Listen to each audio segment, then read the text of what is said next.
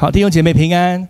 好，我们今天要上的这个是真善美生活讲座里面的进阶课程。初级课程有讲到真诚的友谊哦。那在真善美生活讲座的初级课程它有人生有7大原则。第一个原则就是你的形象，一个人对他自己的看法会影响到他对别人跟他相处的人。接不接纳他？如法接纳他自己的话，他也没办法去接纳另外一个人，他没办法爱自己，如何去爱别人？你懂我意思吗？这个是很严重的一个问题哈。那所以的话，这个真善美的课程在自我形象这一方面就要处理掉你对你自己的样子。有些人对他的长相、他的学历、家庭背景不满意，然后整天要跟比来比去的，他一辈子都在抗战，是为了别人的得到别人的认同认可，而这个会变成个捆绑，一生都不快乐。就像我有个亲戚，他一辈子是为了要讨他老爸喜悦，后来他老爸过世之后，他说我现在活着。得到做了好事，不知道谁会拍掌，他很失落，你懂我什么？这就是一个不完整的一个观念。所以自我形象，你对你自己的看法，你对你自己的整个家庭背景、你的学历能力的看法，你是什么样子的人，进入另外一个，如果2个都是有问题的，2个进入婚姻，我告诉你呢，2个灾难就产生了，都是期待你为什么不爱我？我跟他说你为什么不爱我？第二个原则，权柄。你跟你父母亲的关系你从小被一个暴君带大的话，你看到暴君你就会怕，或者是你就你这个对于这种权柄有不正常的经历，会有阴影 ，OK， 也会影响。你以后自己成立家庭的时候会有影响，所以第二个原则，权柄与责任的时候，他会处理这个是4-5个小时的课程哈。然后第3个，清洁的良心，一个你的良心，你如果小时候做错事，选择逃避的话，长大就习惯性逃避，懂了哈？做错事就是逃，为什么？你过去就是这个方式来解决问题，就是逃。那以后就结了婚之后，什么东西就逃，就习惯性的这个惯犯了。所以要克服，你长大之后要克服这个惯性，你就回到原来那个事件去处理它，从根开始处理之后。就会后来就，比如说你小时候因为做了这个事情，没有跟那个人认错，或者是没有赔偿 ，OK， 导致你逃 ，OK， 你就追溯到你要找到那个人跟他认错，你就会这个记忆就会停止了，这个错的根源就停止了 ，OK， 不是说过去了没关系，我现在是不一样的，耶稣保险捷径，你才是同样一个人 ，OK， 看到事情逃 ，OK。牧师说了什么逃懂了哈？这是为什么？说内在医治就是要把你心中有不干净处理它，否则的话永远就是没办法克服啊。所以清洁的良心，权柄与责任就是克服怒气，克服那个我掌权，对不对？要放下，对吧？你所掌的，你所抓的，不知道什么原因，你抓着 ，OK， 不知道什么原因你抓着，我，OK，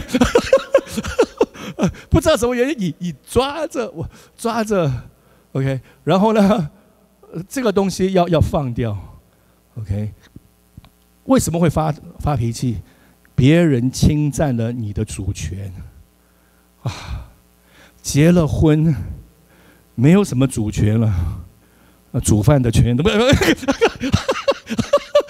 服侍伺候，对不对？好，然后呢，道德是另外一个原则，道德 ，OK， 这里不干净，进入婚姻里面，玷污你的妻子，玷污你的婚姻 ，OK， 好，另外一个生命的目的，就是你 OK， 跳到最后了，真诚的友谊在基础课程里面，真诚的友谊，当你把你这个自我形象、权柄与责任、清洁的良心、权柄、道德清理干净，进入友谊交往，以正确的概念进入这个友谊，两个人都被洁净过、修理过，进入友谊才会有建造。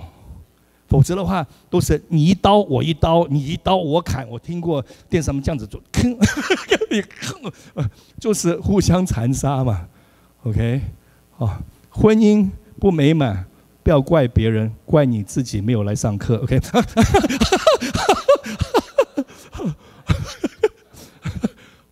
就是这样子啊。我结婚32年了，若没有30年前，若没有上这个课程的话，我婚姻早就被我毁了。就是这样，我父母亲毁了他们的婚姻，我旁边亲戚朋友看到他们都毁了他们的婚姻。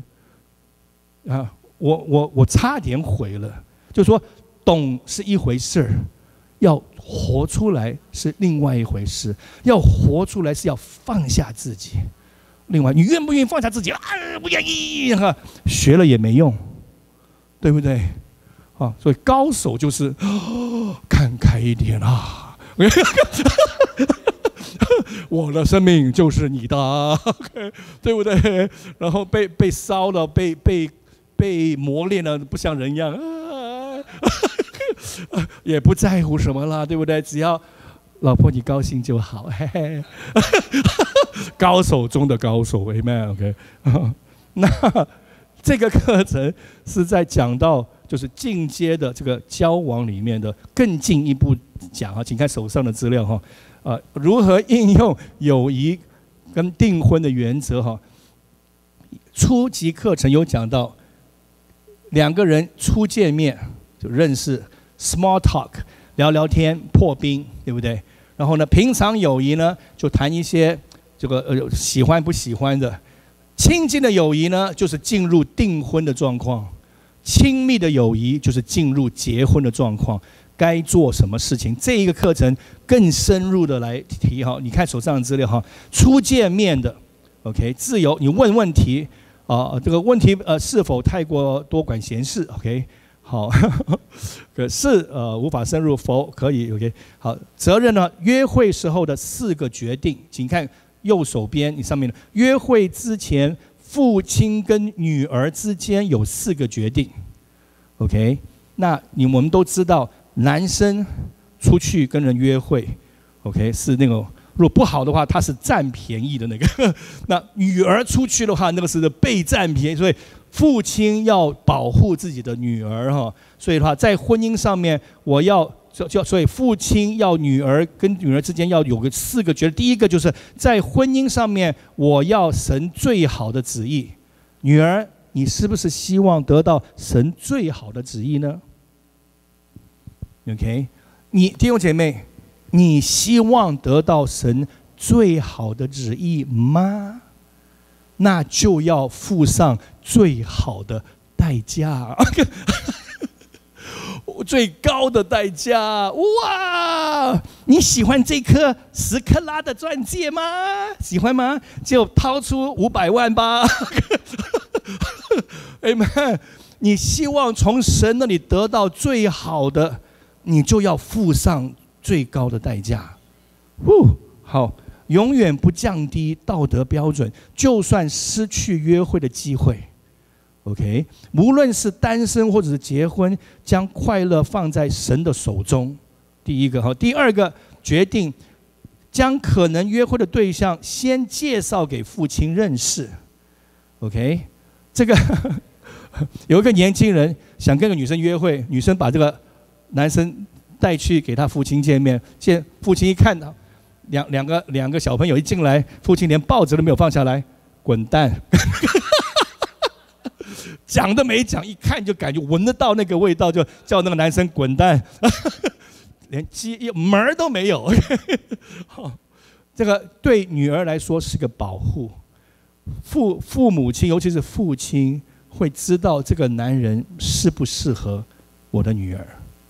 OK， 每一个父亲都有这种功能， OK， 好，所以的话，所获得益处如下：男生会更珍惜，因为你知道你后面有一个健身房的老大爸爸，他也不敢拿你怎么样，因为女儿在被保护之下。OK， 男生会更珍惜你。我们男人就是 easy come easy go， 容易得来的不会珍惜，付出代价才会珍惜哈。OK， 使男人降低对你的道德不洁，就是男人想都不要想，有老爸罩着。OK， 你女儿证实你的父亲爱你，你的父亲给予机会来评估男生你约你的动机，你的男生在你的上位者里面有正确的关系，你使男生在你的上位者，所以让这个男士跟你父亲有一个正常的正确的关系。OK， 第三呢，我决定在还没有或者与男生讨论婚事之前，先将他介绍给父亲见面。第四，在还没有与男生讨论婚事之前，他在品格上面必须要有8个特质，必须要第一个重生经验，自我接纳。刚刚我所讲的7大原则，看到没有？在权柄之下有清洁的良心，放弃个人的权利，然后呢，道德要自由，知道神在他上面中的目的。最后呢，他金钱上面没有捆绑。哇哦！这种男人很难找，但是上过我的课程之后，漂白了 ，Amen。好，请看回隔壁这里哈，就是初见面的啊。他下一个呢，在责任方面就10个没办法改变的问题哈，请看下面我们这张纸的下面，从10个没办法改变的特征当中设计问题来加深友谊。OK， 你父母亲。贵姓啊，名字的意义啊，他们结婚周年的纪念日啊，或者是认识他们的这个状况祖父母在哪里长大了，然后职业行业他们有没有重生得救啊，他们是哪个教会长大的之类的，就问问看的。对于对方的父母亲，弟兄姐妹，一个小男生小女生真的要好好的了解一下。这个孩子跟父母亲的关系会影响到他们婚姻关系，真的 OK。好，我为什么叹气呢？时代年代哈，你在哪一个你出生几岁，有什么兴趣，在人生岁月的当中，你希望回头看到完成什么事情？有空闲的时间喜欢做什么东西？你每一年喜欢哪一个季节？你是如何重生的？这些都是问他。在认识当中可以交谈的。性别，你知道你的名字的意义吗？年幼的时候你的理想是什么？神造你的性别的原因，为什么造你男造女 ？OK， 父母亲生你的时候期待是男生还是女生 ？OK， 男生特别责任和优惠是什么？女生的特别的责任跟优惠是什么？你认为母亲在家庭以外工作对吗？好吗 ？OK， 你的属灵恩赐什么？然后你知道这个一妻之夫一夫之妻的原则吗？就是我们这一辈子只嫁只娶一次 OK。好，出生序了，排行，你的排行老几？这个我们有讲到老大、老二、老三、老四，你一知道他的排行老几的话，大概知道他半个人的属性是什么样子。我们这里曾经有上过这个课程哈，你的出生的排行，排行的优点跟缺点，你时常希望有年长或者年幼的弟弟妹妹吗 ？OK， 讨论兄弟姐妹，多少个兄弟姐妹啊？每一位兄弟姐妹的感受，兄弟姐妹当中最亲的是谁啊？你希望在家庭或者是大家庭当中或者小家庭当中成长，你希望家中有什么改善？ OK， 血统，你的血统有何益处？你对你的血统有什么益处？有何益处？你如何是其他的血统的人？你认为犹太人有特别的意义吗？在你的家庭这个 family tree 家庭树，中有哪一些的血统？好，你在哪里长大？家庭搬了多少次？我跟我太太结婚10年搬了13次 ，OK。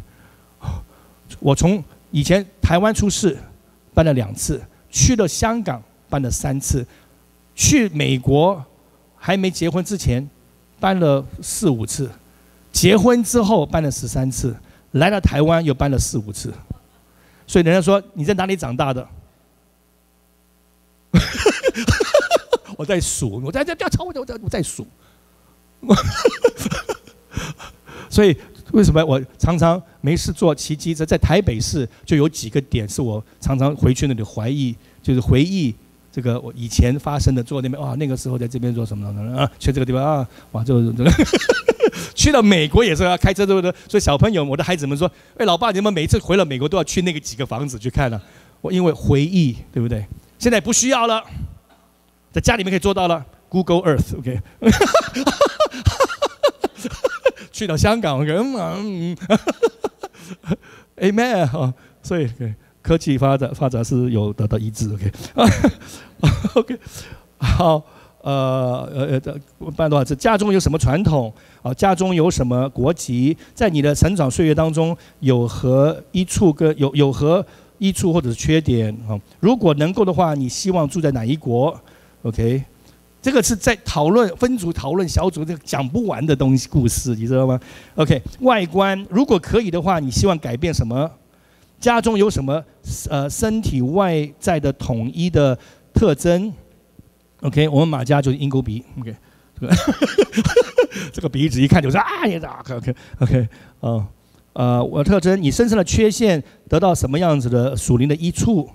你从父母亲、祖父母中遗传了什么特征 ？OK， 我祖父很会念书，我没有。OK， 没有学习能力，你对哪一科最有兴趣？你对机械有天赋吗？你喜欢阅读吗？哪一些书是你最爱的？工作经验，追求哪一些的属灵的活动或者学历？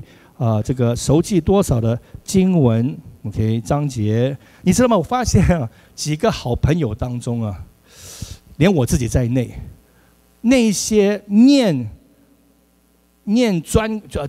那个科目是很深的这些人，得救之后，他们喜欢灵界的东西，自由的，就是他自然科目是念，比如他学医啊，像偶尔牧师学医啊，对不对？他喜欢搞敬拜，OK， 医治内在医治的自由的 ，OK。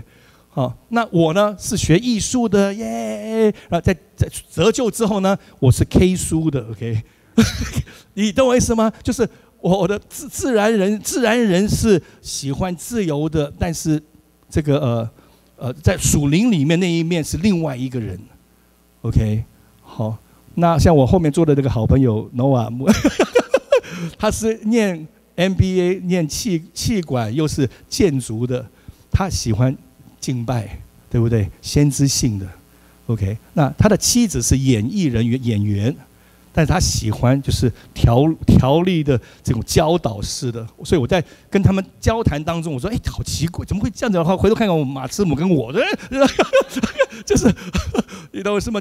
就我太太是念化工，那她是属灵先知性的 ，OK。”所以就是好像一个人，你自然界是念理工的，你属灵界好像另外一个半个你要开发比较灵恩的，我们那个所以我觉得很奇妙，你们自己检讨一下是不是这样子哈 ？OK， 如果你两样都不爱念书了，你就是懒惰虫。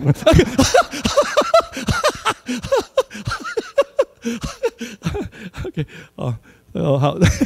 好，你的年纪，你有哪一些疾病啊？家中有没有遗传病啊？有差点死亡的经验吗？家中的成员死亡，家人成或者是亲友有已死亡的经验吗？之类的 ，OK， 所以就可以讨论，就是初见面可以聊这些东西，更加认识哈。第二个阶段进入平常友谊了，好，就家庭的活动，然后开始要。我看活动是否太过强求哈？那家庭的活动啊，享受保护啊，这个辨别品格，这个辨别品格就在初级课程里面有讲到52个品格的特质哈，这个里我就不再讲了 ，OK， 好，建立界限，约会的定义，请看下面，这里有一个约会的定义，小小的框框里面，当一男一女在情感上面开始爱上对方，任何活动都可以成为约会，比如说讲电话啊、吃饭啊、去教会啊、坐在一起啊、写信给对方啊，都是一个约会的定义。OK， 然后呢，最后让男生主动像那 OK， 隔壁有个小框框，我们来念一念像那位想与我女儿约会的男生所提的问题，就是父亲要问出来了。男生要知道他所面对的约会安排是与父亲的女生的父亲有关，而不是只是女生。父亲要问男士什么呢？我的家庭，我方的家庭可不可以跟你方的家人做一些什么联谊啊、认识啊之类的我的女儿可以几点钟回来？今晚她几点钟到家？9点 ，Max 不是说9点，Amen。OK， 好，真的是现在晚上越夜年轻人的地方越危险。OK， 看不惯就拿棍子出来捶你的车子，对不对？台中那个4个小男生捶了那个 BMW 7字头，就后来人家把孩子跟老婆放在旁边，倒车撞你，撞得你的稀巴烂。4个小男生跑到楼上去，他们现在被称为什么？台中什么4个傻什么傻子的傻？对啊，因为他们4个人出来，开始很嚣张，就打那个 BMW 嘛。就后来看到他撞的时候，以为这个是个黑道大哥嘛，因为台中很多黑道，所以他们就吓到了4个小男生，就打人的躲在楼上去，因为发现那个人开了7字头 BMW 向后撞2、3次，把他撞了车稀巴烂。对啊，所以 BMW 趁这个机会就打广告说，大妻爱妻，就是买大妻，你是爱你的妻，对不对？保护她就买大妻 ，OK， 就是大的7字头的 BMW 的意思 ，OK， 蛮好笑 ，OK， 好 ，OK， 好，请看一下到亲近的友谊，他就进入订婚了就看看敬虔的作业，请翻到后面去后面去，这里呢，敬虔有约会有个7个步骤那旁边这个对，那这个是来自于那个波阿斯跟路德的故事。好，那这路德记对，那在这里呢，这个观赏这个故事的同学们可以把录影带暂停一下，然后念完路德记，然后再看这个下面的话，你就更清楚。OK， 好，那现在可以暂停。OK， 我们现在开始。OK， 不要暂停，我就跟他们说，他们要关机，然后呢，就念完路德记，就回到这边来。OK， 好，敬虔约会的7个阶段。第一个，男方有丰盛的预备，有一个人名叫波阿斯，是个大财主。这不是我们是要去吊钉军规系，但是这个故事的内容，他是个大财主经过操练的品德，将产生金钱的责任感，这是拥有美满婚姻和贤妻的重要因素之一。箴言24章第27节讲了，你要在外头预备工料，在田间办理整齐，然后建造房屋，在事业上面成就，接着与家庭娶妻有相关系，有智慧的处理金钱，将建立品格，使婚姻美满，也使丈夫明白在家中成为属灵领导的重要性。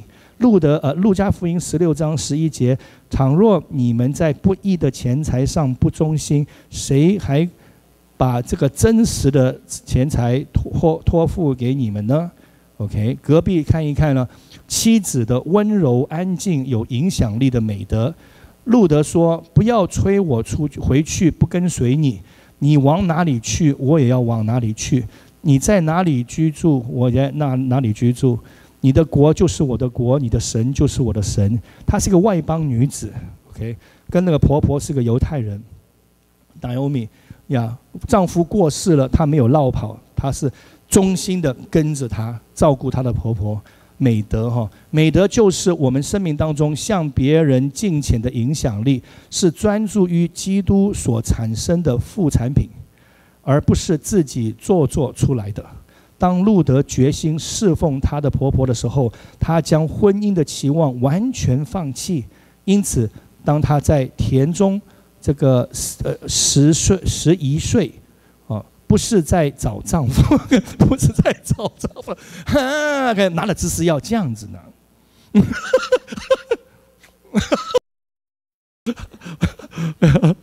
OK， 好，他的美德最后传达到波阿斯。当波阿斯问仆人：“他是谁呀？” OK， 神用最少的珍贵的珍珠来描述贤惠的妻子的稀有性。箴言31篇第10节，才德的妇人谁能得着呢？她的价值远胜过珍珠。OK， 好，测验第一了。波阿斯想知道他的家世。波阿斯问这个监管的收割的仆人说：“那是谁家的女子？”注意到男生是提约的，女方是回应的。OK， 好，第二了，男方的成熟度和成熟的领导。波阿斯对收割的人说：“愿耶和华与你们同在。”他们回答说：“愿耶和华赐福于你。”成熟的领导会先关心员工，其次是作业是否完成。他没有先问你们收割了多少啊，而是愿神与你们同在。他明白，如果员工与神有正确的关系，将与老板和工作有好的结果。他也知道自己要成为员工的榜样。另外一点，成熟的展示是波阿斯建立权柄的架构，他会遵守而不越过这个管理。成熟的领导能力也是成功婚姻因素之一。而女方呢，路德呢，她勤劳的榜样。路德对拿俄米说：“我往田间去，拾取麦穗，取遗留麦穗是穷人的工作。”路德为了婆婆勤劳的找食物，与亚伯拉罕的仆人为以撒找妻子也是一样的品德。这也是美德妇人被称赞的特质。他寻找羊马，并甘心用手工作。他观察家务，并不吃闲饭。OK， 监管收割的仆人对波阿斯说：“他从早晨一直到如今，除了在屋子里坐一会儿，常在这里。”一位女士唯一的满足就是做到神为她所设计的旨意，就是成为丈夫的帮手。这技能必在婚前学好。测验第二，波阿斯期望供应并保护他。波阿斯对路德说：“不要往别的人的田去，拾取麦穗，与我使女们在一处。我已吩咐仆人不可欺负你。”哇哦！第三，波阿斯他决心倾向敬虔的品格。波阿斯回答说：“自从你丈夫死后，凡你向婆婆所行的，并离开父母到素不认识的民中，人都告诉我。”波阿斯看见路德忠贞的品格，给予奖赏。成熟的男人知道，如果一个女士不对自己家人忠贞，也不会对自己丈夫忠贞。真诚的忠贞的结果是牺牲自我，不介意自己的损失。好，路德呢？路德就俯伏在地上叩拜，对他说：“我既然是外邦人，怎么蒙你的恩，这样子来顾恤我呢？”路德拥有一个真诚的感恩，因为没有任何期望或者是要求，他可对神说：“你欠我这些食物，因为我为你受苦，嫁给你的这种子民呢早死。” OK， 真诚的感恩是在女性最有吸引的品格，男生最欣赏的。好，测验第三呢，波阿斯期望与他在一起，与他说话。OK， 来吃饼。OK， 好，第四，波阿斯适当表示恩惠。愿耶和华照你所行的赏赐给你，你来投靠耶和华以色列的神翅膀之下，愿你满得他的赏赐。波阿斯了解神的恩惠，他也恩惠。波阿斯吩咐仆人不可羞辱他，并要多留点惠给他。当适当的恩惠归给应当得主，其他人也分享喜乐。最终恩惠的测验就是神是否得到荣耀，那人就蒙神祝福。那好，那路德呢？他持续的顺从，你跟着他的使女去，不叫人遇见你在别人的田间。路德顺从上位者，更受祝福。路德没有要求他的权益，但还请求仆人给他拾取麦穗。OK， 好，测验第4呢，就是波阿斯愿意让时间来证实他对路德的印象。OK， 好，第5了，波阿斯等候适当的时机。女儿啊，不要惧怕，凡你所说的，我必照着做。路德遵行婆婆所说的，波阿斯也愿意担起近亲的责任。拿俄米预知波阿斯的品德为人，说：“女儿，你只管做等候，看这事怎么样成就。因为那人今日不办这事，就必不休息。”哇哦，婆婆厉害，有智慧，对啊，那个路德勇敢的回应。婆婆对路德说：“女儿，我不当为你我个安身之处使你幸福享福吗？”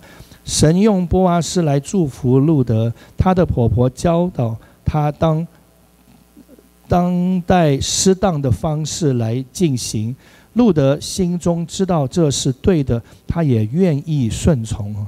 神永不用上位者来强迫婚姻成全，因为爱的本质就是一个选择。测验，波阿斯期待担起全部的婚姻责任，他就说：“我指着永生的耶和华起誓，我必为你尽了本分。” OK， 好，第6，波阿斯公开的，毫无隐藏的。好，你们今天做见证，反属以利米勒的。波阿斯以合法公开的方式，他希望他和路德结合的喜事可以传到周围的村庄。波阿斯早就赢得全城的尊敬，路德也得到全城的欣赏，得到贤德的妇人的名誉。现在大家都可以与他们一起欢乐，看看一对动机敬虔的婚姻。他们属灵的恩赐的结合，可带给神的子民多少祝福！愿耶和华从这少年女子是你后裔，使你的家像他玛从犹大所生法勒斯的家一般。好，请看看路德呢？我是你的婢女路德，求你用你的衣裳遮盖我。要求波阿斯来赎婆婆的家产。路德展示他对婚姻目的的决心和照顾他其余的家属。路德不需要受丈夫婚姻的誓言所捆绑，但现在她有机会来尊荣死去的丈夫的名，保护他的产业和教导出敬虔的后代。波阿斯欣赏路德愿意放弃最有吸引力的婚姻，而来完成他第一次婚姻的誓言。波阿斯说：“女儿啊，愿你蒙耶和华赐福，你末后的恩要比先前的更大。”测验，波阿斯愿意将婚姻放在上位者的面前，就算他们阻止。OK， 好，第7了。最后，当约会的程序受尊重，神的祝福就临到这个婚姻上面，这个家庭临到这个世界。路德记第4章13节，于是波阿斯娶了路德为妻，与他同房。耶和华使他怀了生一个儿子，他就是大卫的祖母。哇！外邦女子进入耶稣的家谱里。耶西，对啊，他生出耶西啊，真祖母。生出这个耶西，然后耶西生大卫。感谢主哎，这个一个是拉哈对呀 ，OK， 所以的话，这个是一个很美好的一个 example， 一个榜样哦。不是每一个婚姻都要经过这样子的程序，就像以撒是仆人带了那个利百加来，一见面我想念妈妈，对不对？就结婚了哦，没有经过这样，这个是其中的一个榜样而已。OK， 好，最后了，亲密的友谊哦，订婚，然后结婚。婚姻的时间建立顾问的，所以当父母亲允许孩子们进入婚姻的时候，父母亲就要成为这个孩子的顾问。什么是顾问呢？就是没有问就不要回答 ，Amen， 耶、OK， 小时候你说他做，长大之后，当他们要结婚的时候，他们要成家立业。我注意到圣经里面很多，圣经说男人要离开父母与妻子结合哈。有些时候，如果儿子住在家里面，还是会受到父母亲的影响。那最好就是男人要带着他妻子离开有个距离的地方，让他们那个小两口去闯天下。OK， 这样子会减少很多的冲突麻烦之一好，所以的话，那我们现在也在经历这个，我跟我的孩子跟媳妇也是经历同样的，就是我要他们就是离我们远一点点，让他们有空间成长的空间，互相去学习，成为一体，然后去工作，去面对所有一切。好，因为当时的话，我也是离开，你看那个雅各离开父家。这个约瑟离开父家，亚伯拉罕离开父家，所以很多都是离开父家，就男人要离开父家，就是要因为自己要成家立业，要适应这个环境，所以我也是离开我父家来到台湾 ，OK， 所以的话，我就看到我的孩子也给他那个机会，就说你们要离开自己成立。去打拼天下，要自己才会进入那个 bonding 那个结合 ，OK，Amen， 哈利路亚。好，我们做个祷告就结束。亲爱的天父，感谢赞美你，神让我们看到那么美好的一个故事，波阿斯跟路德，神啊，你要用这个故事来鼓励我们男人要更加努力做一个属灵的领袖，姐妹们要发展内在的美德，才是最大的吸引力。神感谢赞美你，奉耶稣基督的名祈求 ，Amen， 哈利路亚。好，我们有20分钟要分组哈。